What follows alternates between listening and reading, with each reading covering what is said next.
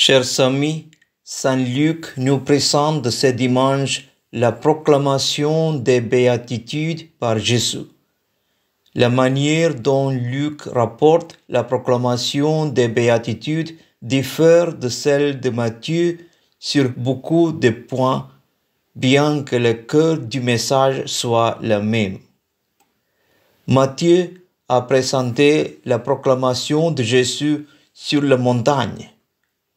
Il s'est adressé aux disciples en présence d'une foule juive. Luc la présente dans la plaine comme Moïse descendu du Sinaï. Jésus s'adresse à un public très large, les 12 des disciples, mais aussi une foule de gens venus de partout, même de terres païennes. Encore une occasion pour l'évangéliste d'insister sur la dimension universelle du message de Christ. L'énoncé des béatitudes, lui aussi, diffère de celui rapporté par Matthieu. Jésus s'adresse directement aux disciples et leur dit « Heureux vous qui ». Saint Luc emploie un ton plus rude et plus sévère que Saint Matthieu. Il ne se contente pas d'annonces de bonheur, mais il rapporte aussi des annonces de malheur qui leur correspondent. Celles-ci se présentent comme des lamentations, genre littéraire courant dans le Premier Testament, que l'on retrouve notamment dans le psaume premier de ce dimanche et aussi dans le passage du livre de Jérémie. Contrairement à Matthieu, Luc n'a retenu que des béatitudes concernant 4 dimensions de la vie humaine et il insiste sur l'urgence de la conversion. C'est maintenant, dès aujourd'hui, qu'advient le règne de Dieu et qu'il est à l'œuvre.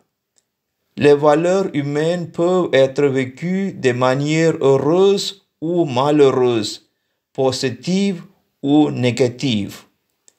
Jésus établit une distinction entre les vrais et les faux prophètes, d'après leur manière de présenter le bonheur et le malheur. À l'opposé de Jérémie, il commence par bénir avant de maudire. Comment actualiser l'essence du vrai et du faux prophétisme aujourd'hui? Nombreux sont ceux qui, dans le domaine politique, économique, médiatique, financier, proposent aux foules des vraies et des fausses valeurs. On peut tenter d'évoquer l'actualité de ces béatitudes en faisant comparaison entre les proclamations de vrais et de faux prophètes selon le point de vue de Jésus. Première, heureux vous les pauvres. Quel malheur pour vous les riches. Les prophètes authentiques exaltent et préconisent le partage. Ils invitent à ouvrir les yeux sur la misère, à entendre les cris des pauvres qui manquent d'argent, de logement, de soins. Ils expriment leur colère face aux injustices et mettent en garde contre le goût de posséder pour soi-même, d'aimer l'argent pour lui-même. Les faux prophètes, au contraire, associent le bonheur à la richesse et à la satiété, des valeurs qui peuvent attiser la cupidité et le nihilisme, et des effets engendrer frustration, pessimisme et désespérance. Il exalte le bonheur de capitaliser toujours davantage, même si c'est au détriment des autres. Tout n'est pour elle qu'objet de marché et de finances, de marchandises commerciales. Le deuxième, heureux, vous avez faim. Quel malheur, vous qui êtes repus. Les prophètes authentiques invitent à consentir au manque, à garder vive une faim spirituelle, une quête de sens face à la vie, la mort, la justice, une soif de justice et de paix. Ils mettent en garde contre le désir de ne manquer de rien, d'être repu. L'essentiel est de sauver la gratuité et la solidarité dans les rapports humains. Pour le faux prophète, au contraire, l'essentiel est de consommer et de divertir. Mangeons et buvons car demain nous mourrons, disait-il.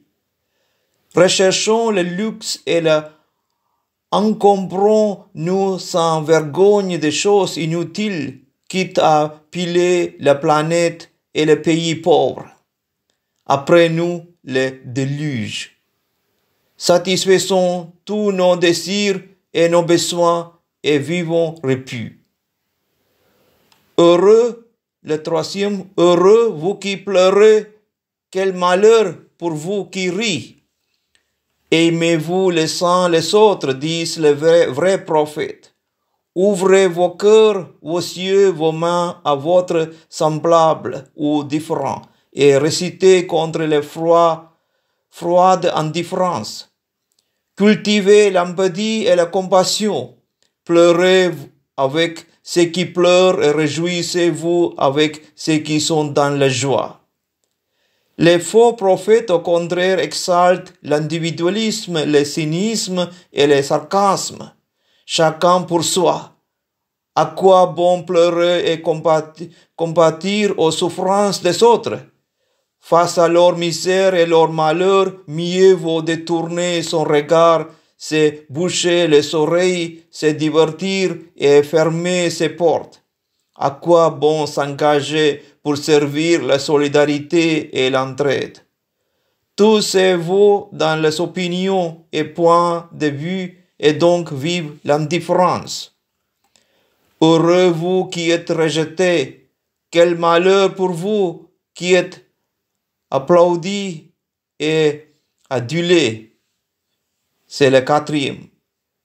Les vrais prophètes invitent à l'authenticité, au parler vrai, à l'analyse concrète des faits et des situations, à dénoncer les injustices, quitte à être persécutés. Ils encouragent à penser à contre-courant, à exercer un esprit critique, plutôt que chercher à être adulé par ceux qui disent du bien de vous, cherchez à faire le bien dans la discrétion. Les faux prophètes, au contraire, vantent la recherche du pouvoir et du paraître, du succès et de la gloire.